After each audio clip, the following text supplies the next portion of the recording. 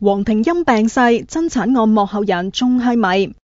98歲高齡嘅黃庭欽，幾個星期前半邊身癱瘓，證實患上咗肺癌，仲擴散到去腦部。手術之後情況穩定，送咗返療養院，但係到7月1號急轉直下，當晚喺養和醫院病逝。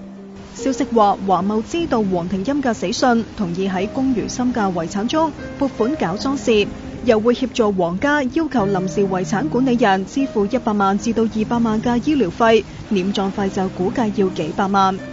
黃庭欽嘅仔女喺外國趕緊返嚟處理後事。黃庭欽1946年喺上海創立咗華懋，從事化學染料生意，仲嚟咗香港度開分公司。之後將香港嘅業務交咗俾大仔黃德輝打理，轉型發展地產，直至到黃德輝1990年被綁架之後失蹤。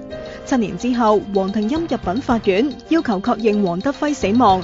有指話黃庭欽向幕後人士借咗4100萬，01年開始同媳婦龔如心展開長達8年嘅爭產官司，但係最終敗訴。黃庭欽一直都唔肯透露幕後人士係邊一個，仲鬧龔如心係利欲熏心。到07年龔如心病逝，陳振聰同華懋爭產，黃庭欽亦都一度加入戰團。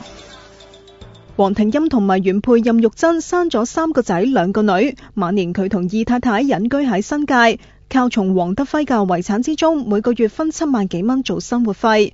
任玉珍喺今年初病逝，黃庭欽嘅生活費亦都被削減一半。